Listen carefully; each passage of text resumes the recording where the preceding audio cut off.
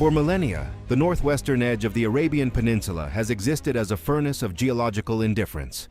This is the Tabuk Desert, a scorching, wind-blasted corridor where summer temperatures routinely exceed 40 degrees Celsius, where sandstorms descend with blinding, suffocating fury, and where the Red Sea rift system fractures the bedrock beneath the surface with seismic tremors that have been shaking this land since before human civilization carved its first stone.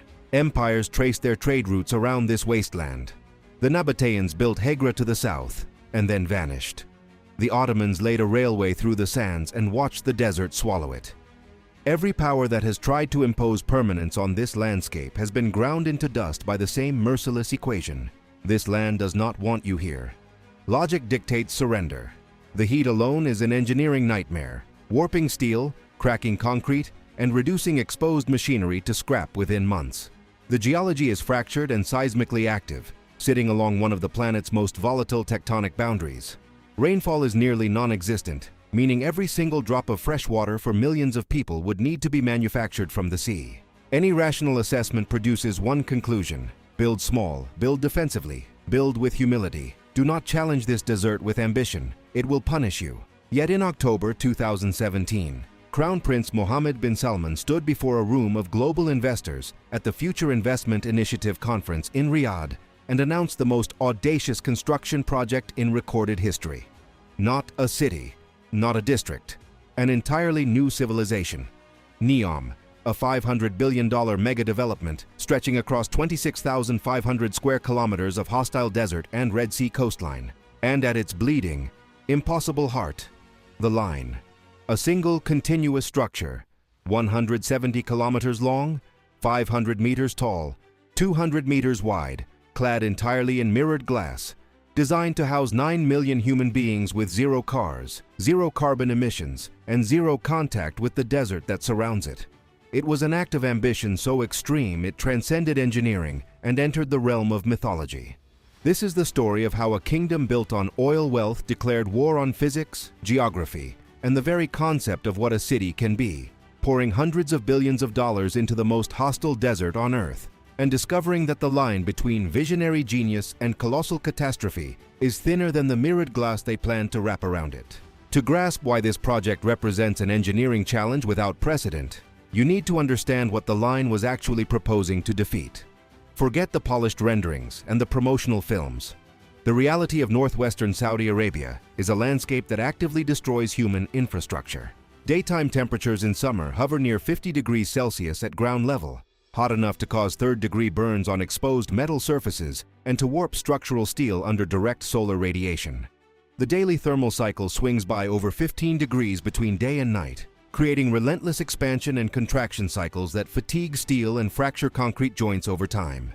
Sandstorms carrying abrasive particles at speeds exceeding 80 kilometers per hour scour any exposed surface, grinding through coatings and protective layers with industrial efficiency. The ultraviolet radiation is among the most intense on the planet, degrading polymers, sealants, and adhesive compounds at rates that would have the lifespan of standard building materials. And beneath the surface, the Red Sea rift, the same tectonic engine that is slowly tearing Africa from Arabia, generates earthquake activity that must be accounted for in every single foundation pile, every structural joint, every connection point across 170 kilometers of continuous structure. The coastal zone adds its own weapons. Salt-laden humidity from the Red Sea infiltrates every seam and crevice, accelerating corrosion on a molecular level. This desert does not sleep.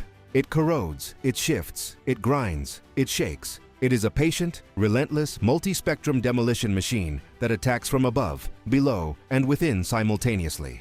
The strategic desperation behind the line was not architectural vanity. It was existential economics. Saudi Arabia's entire modern identity is built on a single commodity, oil, and the kingdom's leadership understood with cold clarity that the age of petroleum dominance was ending. Vision 2030, the Crown Prince's sweeping economic transformation plan, was designed to wean the nation off hydrocarbon dependency before the wells became irrelevant. NEOM was the crown jewel, a magnet for foreign investment, technology companies, and global tourism that would generate revenue streams independent of crude oil prices. The line, specifically, was conceived as the ultimate demonstration of Saudi Arabia's post-oil future. a zero-carbon vertical city that would attract 9 million residents, billions in commerce, and the world's attention. The equation was brutally simple: diversify or decline. Build the impossible, or watch the kingdom slowly suffocate under the weight of a 20th century economy in a 21st century world.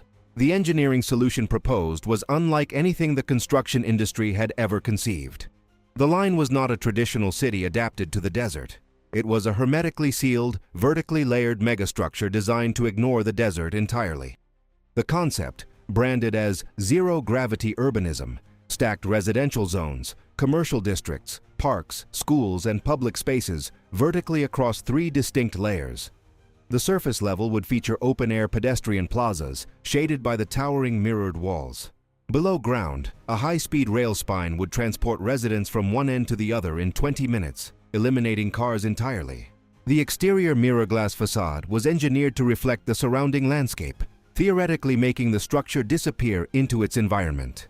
Artificial intelligence would manage energy, waste, and resource distribution across the entire structure. It was not merely a building.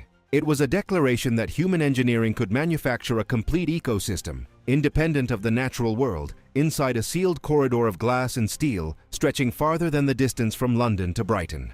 The numbers were designed to obliterate comprehension. 170 kilometers of continuous linear structure, longer than the entire coastline of some nations. 500 meters tall, dwarfing every skyscraper on Earth, equivalent to stacking the Great Pyramid of Giza 3 times over. 34 square kilometers of total footprint, housing a population larger than New York City in a single building. The steel required would weigh more than 100 Eiffel Towers. The concrete demanded would be enough to pave a 6-lane highway from Riyadh to Moscow. The mirror glass cladding alone would cover an area equivalent to thousands of football fields, every panel manufactured to withstand sandstorm abrasion, thermal shock, and seismic stress simultaneously. The initial budget of $500 billion was, by multiple independent analyses, a fantasy. Internal audits later estimated the true cost of the full specification at nearly $9 trillion, with a completion timeline stretching toward 2080. The initial construction campaign launched with explosive, almost reckless velocity. Thousands of foundation piles were driven into the desert floor. Concrete batching plants materialized across the construction zone. An army of migrant workers, drawn predominantly from South Asia, swelled to tens of thousands, laboring in conditions that human rights organizations described as medieval, 16-hour shifts in temperatures exceeding 45 degrees. Allegations of wage theft, confiscated passports, and restricted freedom of movement. Reports of workplace accidents, injuries, and deaths that the Saudi government disputed but international observers documented with growing alarm. And before the first foundation trench was fully excavated, the project had already extracted a devastating human cost from the land itself. The Hawitat tribe, indigenous inhabitants of the region for generations, were forcibly displaced from their ancestral territory. Those who resisted faced imprisonment, sentences stretching decades, and in the case of activist Abdul Rahim al-Huwaiti, death at the hands of security forces in 2020. The mirrored city of the future was being erected on a foundation of forced displacement and silenced dissent. Then reality delivered its counterattack with surgical, devastating precision. By 2024, the dream had begun collapsing under the weight of its own impossibility. Internal reviews revealed that the engineering challenges were not just severe, they were potentially unsolvable at the proposed scale. The budget had spiraled beyond any rational projection. Independent analysts calculated that the true cost of the full original specification could reach nearly $9 trillion, a figure that would consume the entire gross domestic product of Japan for 2 consecutive years. The Public Investment Fund, Saudi Arabia's sovereign wealth vehicle, began hemorrhaging capital across its portfolio of gigaprojects, forced to prioritize the 2030 World Expo and the 2034 FIFA World Cup over the increasingly untenable line. Global oil prices fluctuated, tightening the very revenue stream that was supposed to fund the post-oil future. In 2025, NEOM's founding CEO, Nadmi Al-Nasser, was replaced by a PIF insider, signaling the shift from visionary ambition to financial damage control. The workforce was slashed. Over 1,000 employees were relocated from the site to Riyadh for centralized oversight. And the original vision of 170 kilometers of continuous mirrored megastructure, was quietly, humiliatingly reduced to a 2.4-kilometer fragment, barely 1% of the promised marvel. The PIF officially wrote down $8 billion from its NEOM portfolio. By September 2025, construction was suspended entirely. No above-ground superstructure had been built. No mirrored facade had been installed. The desert had not even needed to fight. Gravity, economics, and thermodynamics had done the work. What remains today is a wound carved into the Saudi desert. Kilometers of foundation trenches, thousands of concrete piles driven into hostile ground, and a sprawling construction camp slowly being reclaimed by the sand. The strategic pivot is telling. Reports indicate NEOM's focus is shifting from futuristic residential utopia to industrial infrastructure, artificial intelligence data centers that can exploit the Red Sea coastline for cooling.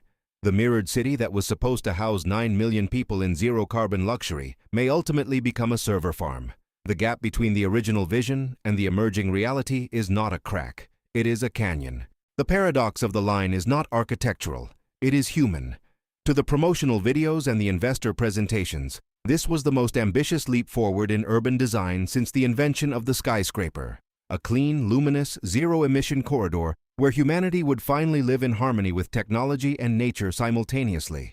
To the displaced Habitat families, the migrant workers who labored in lethal heat, and the engineers who watched the numbers devour every optimistic projection, it was something far more familiar, a monument to unchecked ambition crashing against the immovable physics of the real world. Megaprojects do not fail because the desert fights back. They fail because the desert was never the enemy. The true adversary has always been the distance between what humans can imagine and what the laws of physics, economics, and ethics will permit them to build. The line imagined everything. The desert simply waited. Because somewhere in the scorched silence of northwestern Arabia, half buried in sand that has been grinding civilizations to powder for 10,000 years, there is a trench, a long, deep, expensive scar in the earth that marks the exact boundary between a species that dreams of bending reality to its will and a planet that has never once, in 4.5 billion years, agreed to the terms.